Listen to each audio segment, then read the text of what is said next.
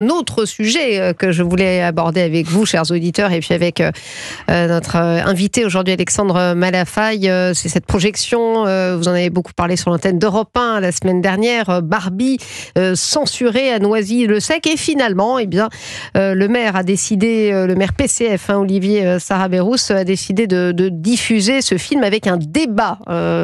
À l'issue de la projection, Alexandre Malafaille, il rebrousse un petit peu chemin, mais alors on va parler un petit peu de ses sorties à ce maire, parce qu'il a qualifié ce groupe de jeunes, on rappelle un petit peu l'histoire, qui s'était opposé à ce film.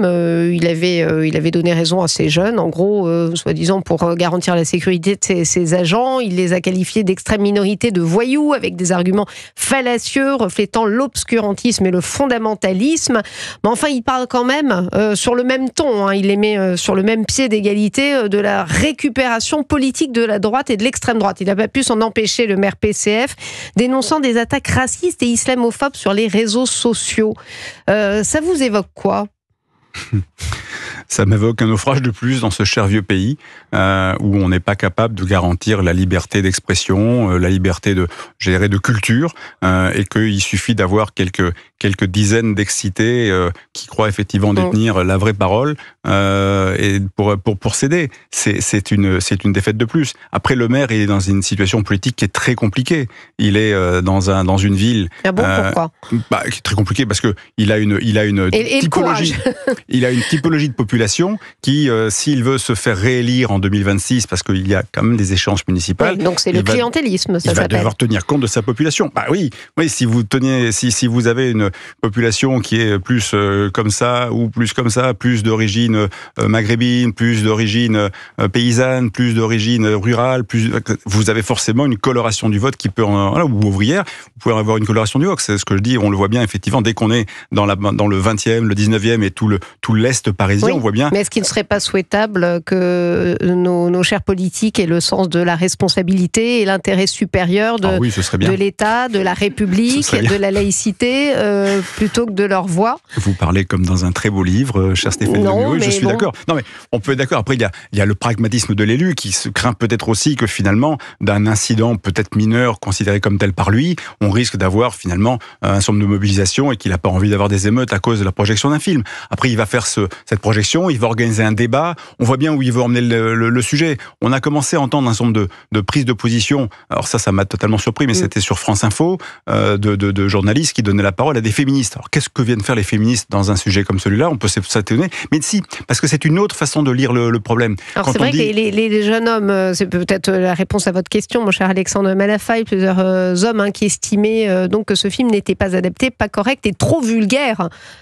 Pour les femmes notamment, tout en affirmant que ce rejet n'a rien à voir avec l'islam ou la religion. Sûr. Absolument, ça n'a rien à voir. Sauf que on précise que c'est interdit en Algérie, Barbie. Algérie, Koweït ou Liban. Bien sûr. Mais non, ça peut-être rien à voir. A priori, ça a à voir. Voilà. Après, j'ai pas été vérifié à titre personnel sur le terrain, mais ça a à voir. Sauf que la façon de traiter le problème par cette représentante féministe sur France Info, c'était de dire, c'est pas une question d'islam, pas du tout, point du tout. Il s'agit d'un problème de masculinisme. C'est-à-dire qu'en fait, on explique et on justifie la position de ces jeunes, qui sont peut-être de confession musulmane et peut-être un peu radicaux, mais c'est pas une question d'islam radical, c'est pas une question de fondamentalisme religieux, pas du tout. C'est une question d'approche patriarcale de la société, dite masculiniste maintenant pour inventer un nouveau terme, voilà, et qui fait que, il faut combattre ce masculinisme, parce que c'est un mal aussi de faire l'apologie de l'homosexualité. Oui, mais c'est parce que tout ça est mélangé, parce que alors là, pour le coup, ça rejoint bien la cause musulmane, enfin, en tout cas dans sa version radicale de la lecture de la société. Rappelez-vous ce joueur de foot de Nantes qui avait refusé de jouer au foot un soir de match important, parce que c'était un jour de match où on avait décidé de porter un bracelet de solidarité avec la cause LGBT, et il fallait porter ce brassard, et il a refusé de le porter, il a refusé de jouer.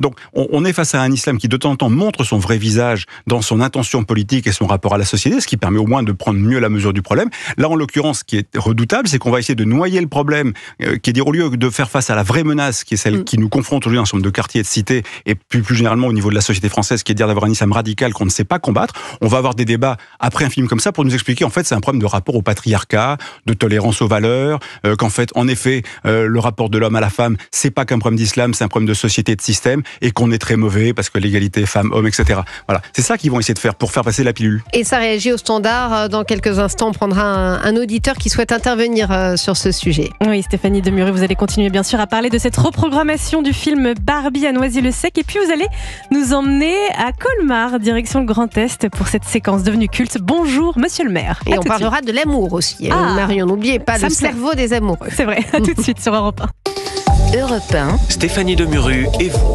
Votre séquence Bonjour Monsieur le maire arrive dans quelques minutes sur Europe 1. Dans la prochaine demi-heure, vous allez aussi nous parler amour, Stéphanie Demureux, avec Lucie Vincent, neurobiologiste. Oui, parce que moi non, je ne vais pas en parler. Je sais. Elle a écrit le livre Le cerveau des amoureux, on en parlera sur Europe 1. Mais tout de suite, on revient sur cette reprogrammation du film Barbie à Noisy-le-Sec. Le maire a changé d'avis et ça fait réagir au Standard. Oui, pas mal d'interventions d'auditeurs qui souhaitent réagir au Standard, à commencer par Hamid, qui est avec nous et qui nous appelle de Vénère, c'est ça? Ça se dit comme ça? D'où de vous... Non, entre parenthèses, on me met une ville, mais je n'arrive pas à la lire, figurez-vous. Donc, vous nous appelez d'où, Hamid? Bon, là, actuellement, là, j'y suis pas. Mais sinon, quand je vous appelle d'habitude, je suis dans la petite ville d'Aix-en-Othe. Rien à voir. Aix-en-Othe, c'est un petit village de l'Aube entre Troyes et Sens. Très bien. Voilà. Bon. Alors, vous vouliez réagir, Hamid? Oui, bien sûr. Alors, moi, à mon avis, monsieur le maire de Noisy-le-Sec, là, il a fait preuve de courage et de bonne volonté. Oui, Hamid. Il faut quand même... nous sommes en France, nous sommes dans un pays laïque, un pays de liberté, où même sur certaines choses, il y en a de trop. Il y a tous ces jeunes trublions qui voulaient interdire ce film Barbie, et dont on connaît les orientations religieuses plus que probablement. Moi, je leur dis une chose. Si nos lois, us, mœurs, traditions, coutumes et religions les dérangent, ils peuvent aller ailleurs. Il y a 57 pays musulmans sur la planète. Il y a largement de quoi satisfaire tous ces gens. Voilà. Oui. Alexandre Malafaille, on comprend la colère d'Hamid. Ouais, ce qui est fascinant, c'est qu'il n'y ait pas plus de mobilisation en France de toute la classe politique et de toute une série de mouvements, y compris féministes ou autres, pour dire que quand même, on devrait être très ferme sur les principes qui sont ceux qui garantissent notre liberté, notre respect de l'autre, notre diversité. Cette chance extraordinaire d'avoir réussi à conquérir tout ça et de laisser en parallèle s'installer chez nous des mouvances idéologiques et religieuses radicales qui prônent exactement le mouvement inverse.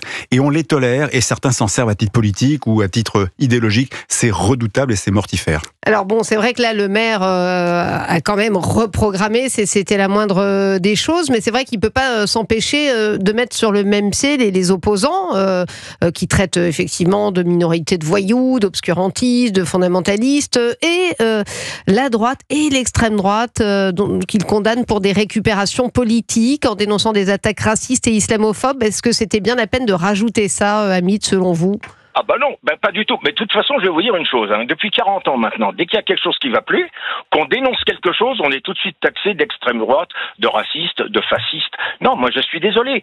Comme je l'ai déjà dit plusieurs fois, faut appeler un chat, faut ouvrir les yeux, ne pas marcher avec des œillères et se rendre compte qu'en France, on a un véritable problème avec l'islam et ça devient même pas un problème, ça devient un fléau.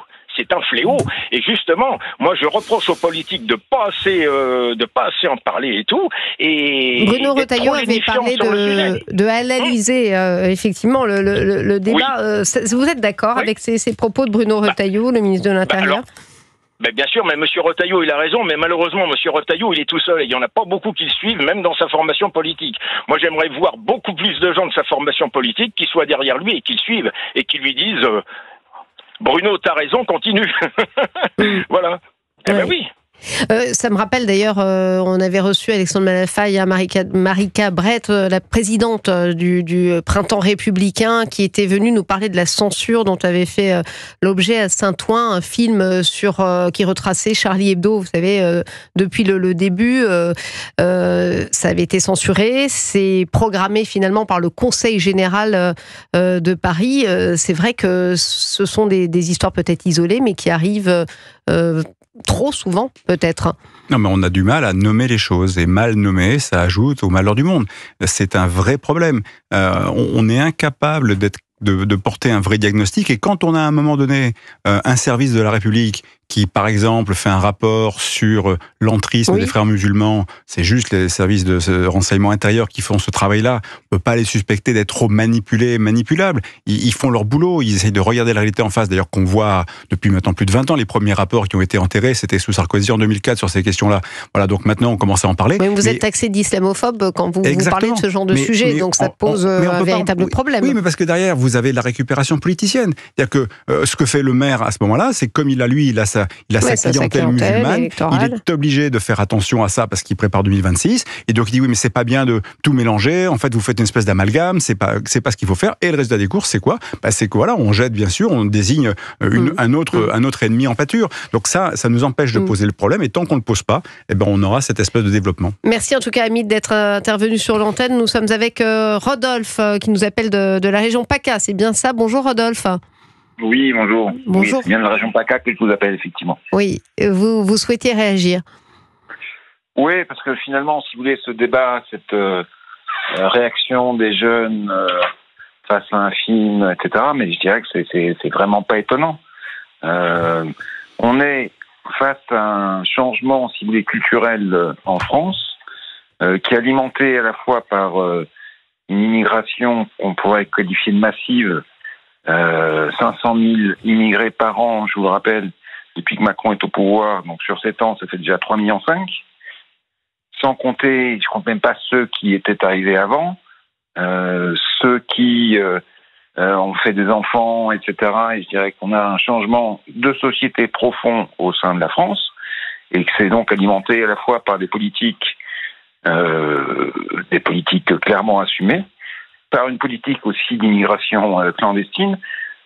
Donc on est face à un problème là qui devient... on est submergé en fait. On est submergé, et les politiques là qui ont été menées depuis même l'existence de mouvements comme SOS Racisme, etc., et n'ont eu vocation finalement qu'à faire que la France soit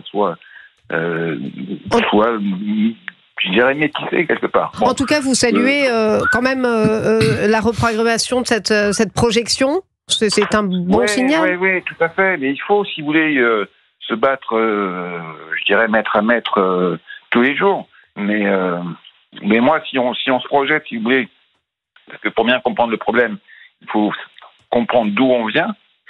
Et si on poursuit la trajectoire dans laquelle on est depuis 20, 30, 40 ans, où est-ce que ça nous amène?